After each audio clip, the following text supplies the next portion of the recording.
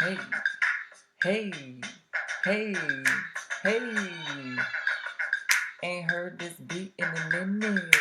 Hey, mm, mm, mm, mm. It's your girl Mac. I was gone, but I came right back. Hey, hey, hey, hey. Oh my goodness. It's been months, weeks, days. It's been too long. I've been gone. And I want to acknowledge my absence.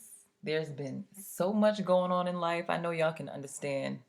It's been a lot going on. I've been trying to get it together, get myself right so I can come back and be my best self.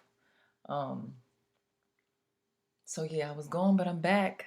Thank you for bearing with me through life's changes. I've been out of the loop completely, just off the radar.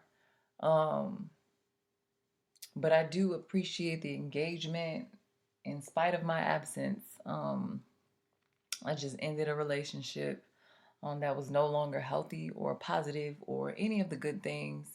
I've since moved into my own place, so it feels good to be on my own. It feels good to be back.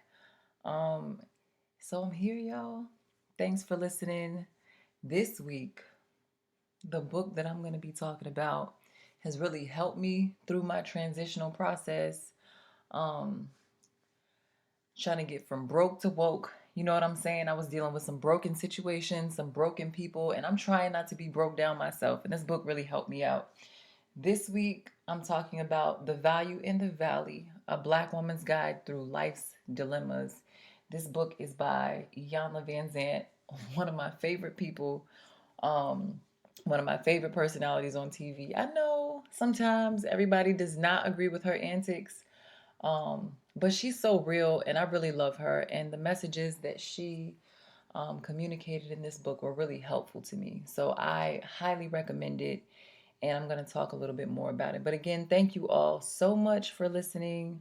And I really do want to give credit to Iyanla and this book in particular for the insights that she communicated because they were really helpful to me in getting through the emotional turmoil that I've been feeling. And it really gave me some of the language and some really helpful tools to deal. So, moving on to the emotionally intelligent word of the day. Introspective. Man, I've been so introspective lately. It's been so necessary for me to tap into what I've been feeling and what's been happening inside of me and to make sense of all the emotions and everything, the thoughts, all of it. I just had to tap inside and look within for the answers that I realized that I've really always had, but kind of overlooked um, because I was so focused on what was going on without. So yeah, I've been looking within, I've been introspective, and it's really been so helpful in getting me out of the mess that I for sure helped to create. I've got to take responsibility for some of the madness because I was definitely a part of it. I spent a lot of time blaming a person I felt had betrayed me. And while that is true that I was betrayed, I realized that I also contributed to my own breakdown because I betrayed myself in a lot of ways. Um, I think accountability works both ways. And for a really long time, I struggled with, I thought, because I was, this is complicated because I don't want to take a, okay, to be clear, I was in a situation with a person who lied to me. Um, and betrayed me. I already said that, but I just want to be clear that it was about lying and betrayal. Um, and while this person lied, and you just can't get around being a liar uh, and a cheater, he did a bad thing. But I have to acknowledge that there was a truth that I knew in my heart for a long time, But I needed his verbal confirmation. Like I needed him to validate my feelings for whatever reason. Like I needed this. I felt like what I was feeling was not enough, so I spent a lot of time fighting him to tell me something that again I felt and knew for myself. And the honesty that I demanded from him, I wasn't giving to myself. So I was being dishonest as well.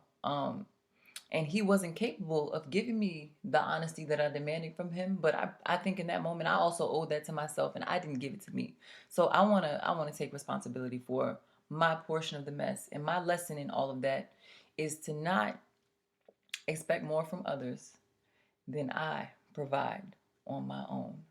So maybe he was my equal at that point in my life, but that's behind me now, and what lies ahead is above me. So I'm trying to be more emotionally intelligent and more emotionally honest. And in receiving honest emotional answers from within and without, I've got to do what I know I need to do when I have the answers that I need. So let's move on to the book and the lessons and all of the wisdom and the guidance and the love that I received through this book. Again, The Value in the Valley, A Black Woman's Guide Through Life's Dilemmas by Iyanla Vanzant. She didn't let me down. Honestly, this was a really helpful guide. And the premise of this book is that there are certain valleys or low points in life that we all experience that correspond with lessons in life and spiritual laws.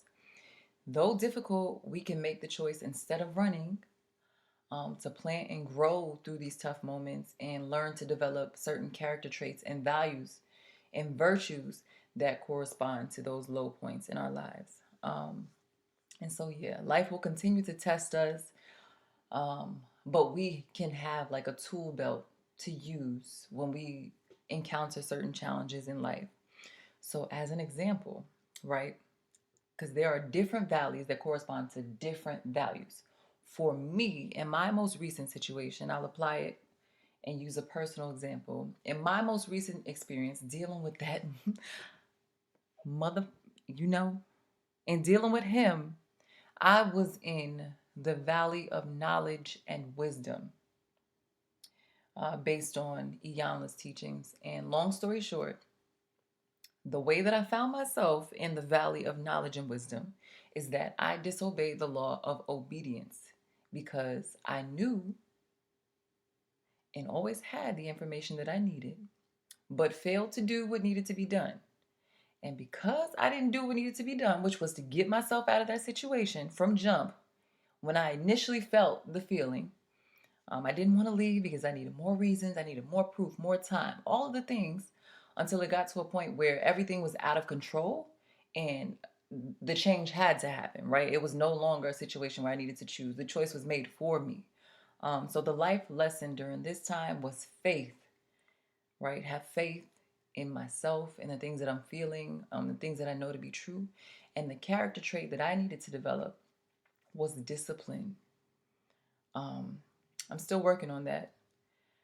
Um, but also the virtue of instinct was tested in my personal scenario. So again, I knew what I needed to do, but because I was not disciplined enough to do it, and because I did not trust my own instinct and gave the power to another person, I relinquished my power and my decision and my choices. I gave this to another person and gave him the opportunity to lie to me about some shit that I knew for myself. And I struggled so much. But when I finally took a leap of faith, and it was difficult, but I took a leap of faith, I finally did what should have been done long ago. I left a bad situation to find my good. And I've been on the up and up ever since, y'all, for real. And I'm so grateful. I'm feeling much better mentally, spiritually, and emotionally. I'm in a better place. I'm at ease. Whereas before I was feeling confused and like just asking everybody, what do you think about this? And what do you, girl, it don't matter what they think. What do you know about what you need to do? So yeah, I've been clear, okay? And I've definitely had my moments of relapse where I'm like bitter, like why did this happen? I want to lash out, and I have lashed out. but I'm working on dealing with those feelings because I think, again, it's about me projecting feelings onto people that, like, I don't need to internalize bitterness, not at all, but I need to deal with those things within myself. It's not another person's responsibility to work on me. So I got to work on that. But yeah, I'm much more clear mentally, and I will never betray myself in the way that I did. I've learned. I'll be obedient to my instinct, okay, so that I don't find myself in the same situation moving forward. But back to the book. Enough about me. I loved this book. I think it's so important. And I found this book at a time when I really and truly needed to read these insights, and I really felt them at the core of my being. Seriously, this book resonated so much with me, particularly because I was in the midst of transitioning out of that valley and coming out of that bad situation. So it was really helpful to, like, again, have language for what I was going through, and have like a guide to deal with some of the things that I was dealing with, like a blueprint. And I don't even know how this book appeared. I kid you not. The book was on my shelf and I picked it up. I don't remember ever buying it. I don't remember ever borrowing it. It was just here when I needed it. And I'm so grateful. So I won't question it.